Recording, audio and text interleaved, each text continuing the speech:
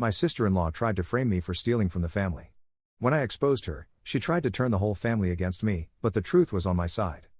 It was a Sunday afternoon at Mom's, and like every week, the entire Baker family was gathered for dinner. My name's Rachel, by the way. I'm 35, a nurse, and, apparently, the designated potato peeler for these weekly dinners. I stood at the kitchen counter, peeling while listening to the familiar sound of my family's chatter filling the small dining room behind me. Sundays have always been non-negotiable family time. It doesn't matter if you live down the street or across the state line, if it's Sunday at 4 o'clock, you'd better be here. The Bakers are close. My mom drilled into us the family above all mantra, which meant no matter what happened during the week, you showed up on Sunday. My only sibling, Jake, was 2 years older than me. Jake, with his soft-spoken nature, was easygoing, always trying to keep the peace. Then there was his wife, Nadia, who was, well, let's just say she had a strong personality. Nadia was the type who believed she knew better than everyone else about, well, everything. She'd flit around at dinner, giving Mom advice on how to arrange her kitchen or tips on how to de-stress, because apparently, she was some expert on inner peace after her weekend yoga retreats. I tried to stay civil, but Nadia always found a way to remind me I was the small-town nurse with limited worldview, as she put it. Whatever that means. But I'd let her comments roll off my back. Until that Sunday. We had just finished eating, and I was helping Mom with the dishes when Jake and Nadia walked into the kitchen, looking serious. I barely noticed them at first, focused on scrubbing the stubborn grease off one of Mom's ancient pans. Rachel, we need to talk, Jake said, his voice sounding strange. I looked up, wiping my hands on a towel. What's up? I tried to sound casual, but Jake's face was tense, and Nadia's eyes had that familiar superior gleam. Nadia stepped forward, her voice all syrupy sympathy. Rachel. We noticed something unusual, and we thought it would be best to bring it up with you directly. My heart began to pound. Okay. What's this about? Nadia glanced at Jake, who gave her a small nod. She turned back to me. Some of Mom's jewelry is missing. And we've been trying to figure out where it could have gone. I blinked. What?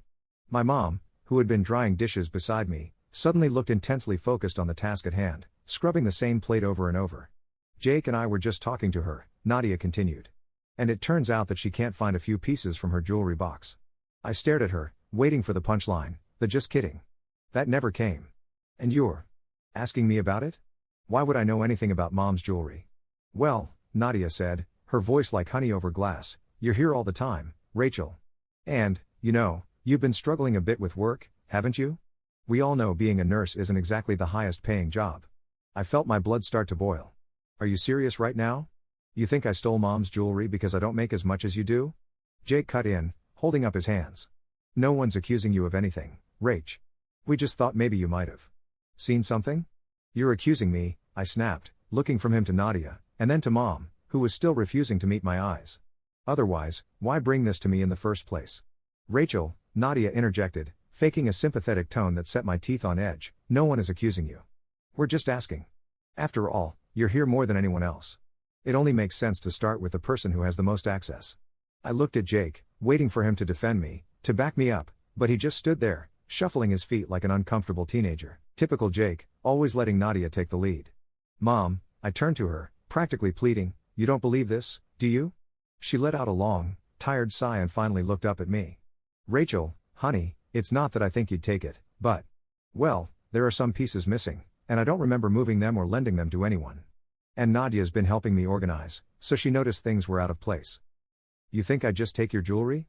I asked, my voice shaking with disbelief. Mom put a hand on my arm. Rachel, please, it's probably just a misunderstanding. I jerked my arm away. A misunderstanding? You seriously think I took your jewelry and then just... what? Stashed it somewhere? Pawned it? Nadia pursed her lips. Look, Rachel, maybe you didn't realize what you were doing. Times are tough, and sometimes people make decisions they regret. Excuse me? I practically shouted. You're acting like this is a fact. You don't know me, Nadia. You've been here for, what, 3 years? I've been here my entire life. I would never, take from my family. Nadia raised her eyebrows, giving Jake a pointed look. He shifted uncomfortably but didn't say a word. Jake? I said, looking right at him. You can't seriously think I'd do something like this. He sighed, running a hand through his hair. Rach, no one's saying you're a thief. But, if you know anything, can you just tell us? We're all family here. Right, I replied, my voice thick with sarcasm. Because families accuse each other of stealing without any proof. Mom looked down, wringing her hands in that nervous way she had when she didn't want to pick sides. Rachel, honey, please don't make this harder than it has to be. My stomach dropped. Nadia was standing there with her arms crossed, a hint of a smug smile on her lips, like she was enjoying the whole thing. Unbelievable, I muttered, tossing the dish towel onto the counter. You know what, if you all want to believe I'm some kind of thief, go right ahead. I don't have to stand here and listen to this. I turned and stormed out of the kitchen, barely noticing my dad in the living room as I grabbed my purse from the hall table. Just as I reached the front door, Jake's voice called out behind me.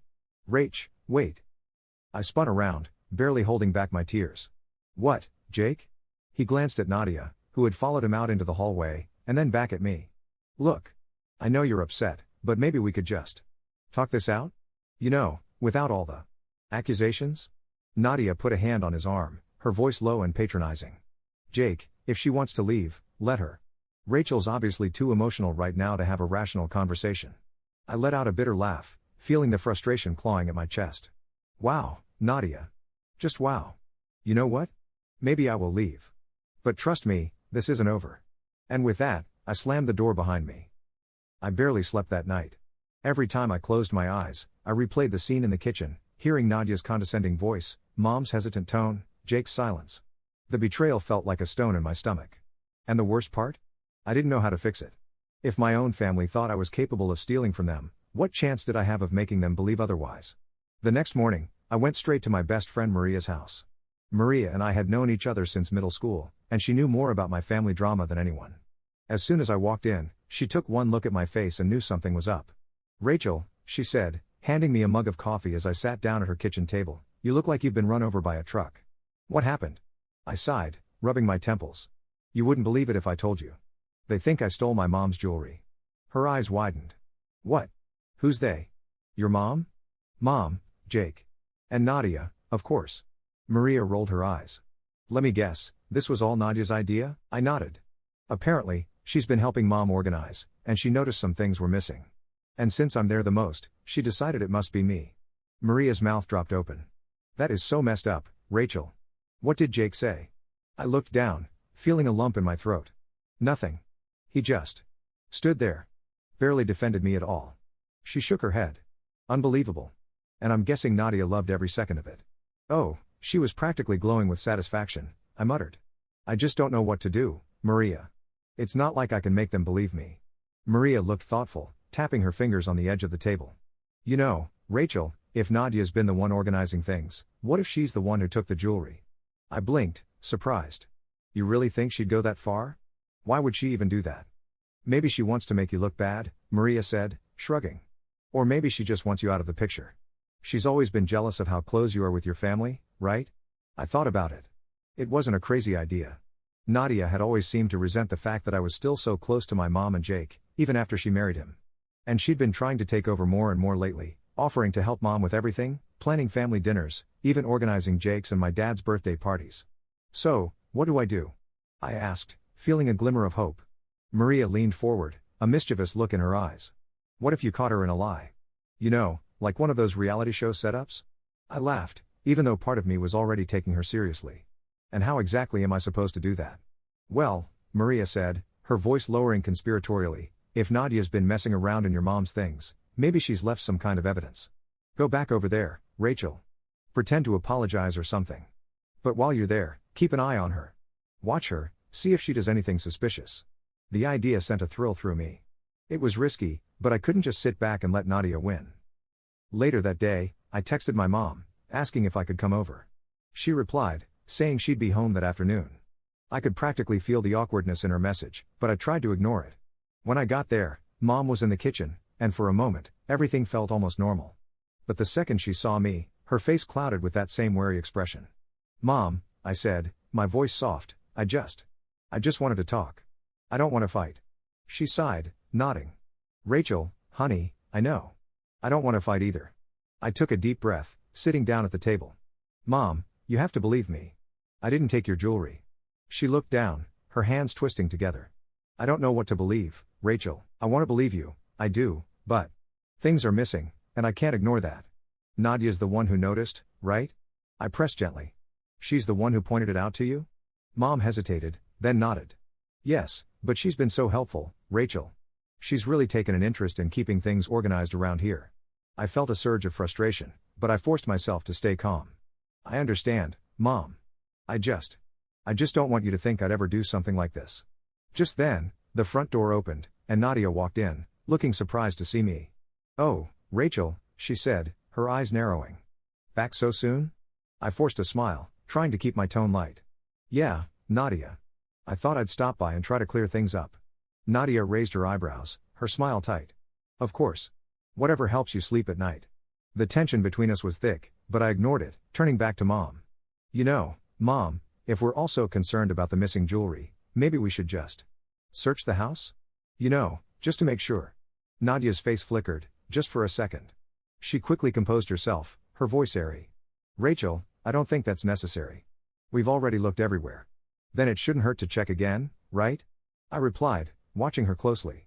Mom looked between us, clearly caught in the middle, but finally, she sighed. "Fine. Let's get this over with." We started going through the house, room by room. I wasn't expecting to find anything, but I kept my eye on Nadia, waiting for her to slip up. As we searched, I could feel Nadia growing more tense, her movements sharper, her gaze darting around as if she was waiting for something. And finally, as we were checking the hall closet, I noticed her slip a small box from her pocket, quickly tucking it behind some old coats. "What was that?" I asked, my heart pounding. She froze, her face going pale. "What are you talking about?" "I saw you, Nadia. You just hid something in the closet." Her face twisted, but she quickly recovered, crossing her arms. "Rachel, you're delusional. You're just trying to deflect because you know you're guilty." I turned to Mom, who was watching us with wide eyes. "Mom, go look in the closet. Please." With shaking hands, Mom opened the closet, reaching behind the coats, and pulled out a small jewelry box. She opened it, her face going white as she recognized her missing pieces inside. Nadia stammered, trying to explain, but the damage was done.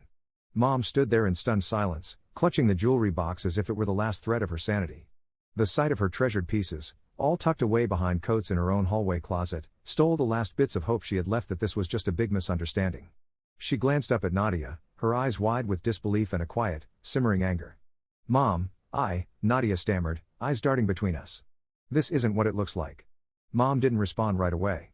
She kept her gaze fixed on the jewelry, fingers running over each piece as if trying to absorb the betrayal. I stepped closer, hardly able to contain my satisfaction. Finally, the truth was staring everyone in the face, and Nadia was backed into a corner. "It looks like you've been hiding these, Nadia," Mom said quietly, each word dripping with controlled fury. "Explain this. Now." Nadia's face went pale, but she tried to recover, plastering on her usual fake smile. I didn't hide them, Helen," she said, her voice trembling but maintaining that familiar, condescending tone. "I must have misplaced them while organizing. You know how things can get moved around. I couldn't help myself." "Really, Nadia? You accidentally stashed them behind coats in the hallway closet? How generous of you to keep Mom's valuables safe by losing them in her own home." She shot me a venomous glare, but Mom was still staring at her face unreadable, yet rigid with disappointment. Jake had appeared in the doorway, having heard the commotion, and I could see the confusion and growing horror on his face as he tried to piece together what he'd just walked in on. "Jake," I said, crossing my arms, "why don't you ask your lovely wife why she hid Mom's jewelry?" Jake looked between us, his jaw clenched, but before he could say anything, Nadia broke in. "Jake, you know I'd never do something like this," she said, her voice now a mix of desperation and indignation. "Rachel's just trying to turn everyone against me because she's bitter. She's always been threatened by our marriage." "Oh, give it up, Nadia," I said, rolling my eyes. "You got caught red-handed. Just admit it." Mom turned to her, eyes narrowed. "Nadia, I've always welcomed you into this family. I treated you like a daughter. But right now, I need the truth. Why were my things hidden away in that closet?" Nadia opened her mouth, ready to spin another story, but Jake held up a hand, silencing her. "Nadia. This doesn't make sense. You knew Mom was upset about the jewelry going missing. You told me it had to be Rachel. But if you had it the whole time." His voice trailed off, disbelief clouding his face as he tried to process the situation. "Were you just trying to what? Set Rachel up?" Nadia's face hardened.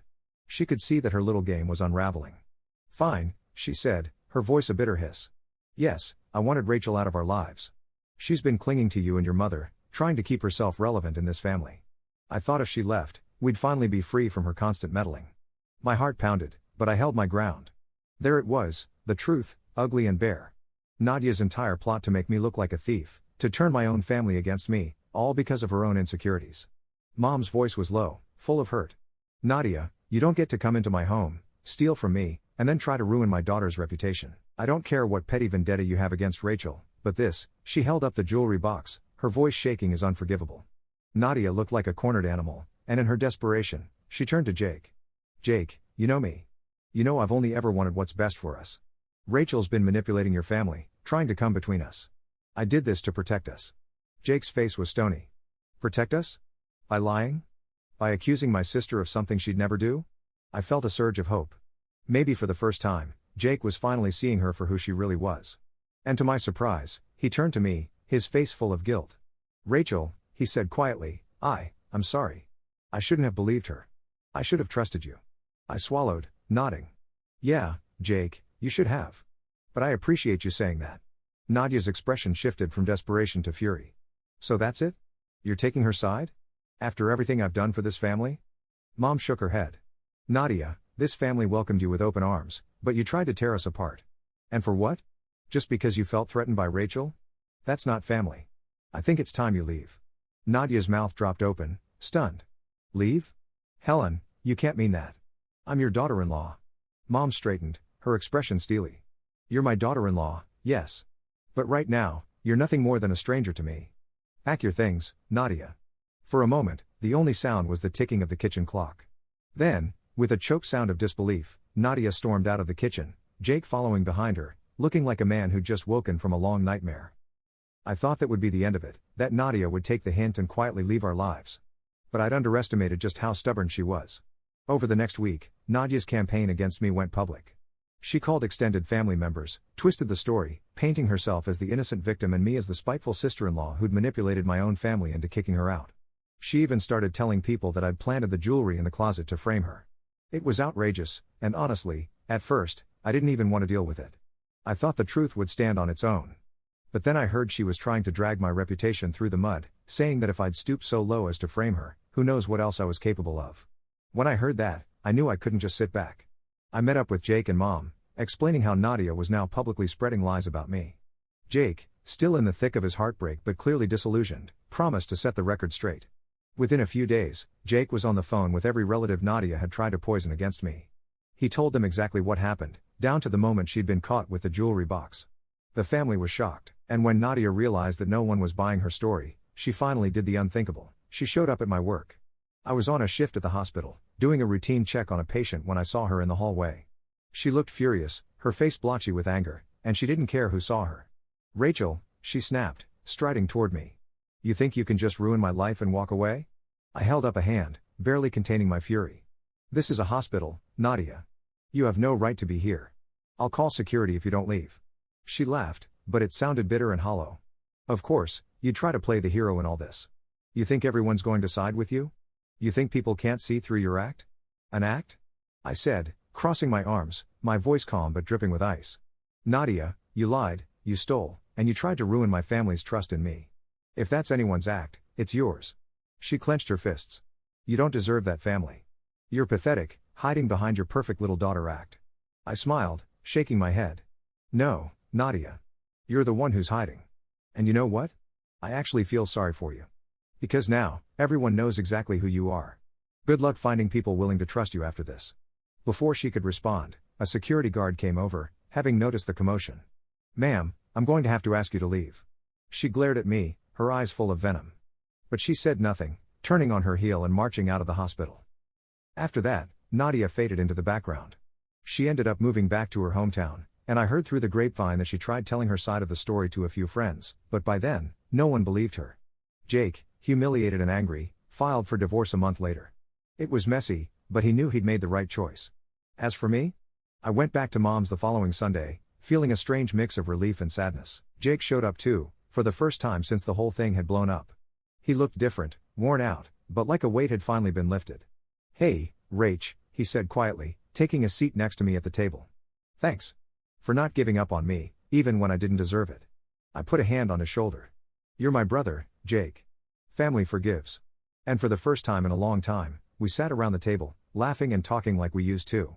Nadia was gone, and our family wasn't perfect, but we had each other. And sometimes, that's all you really need.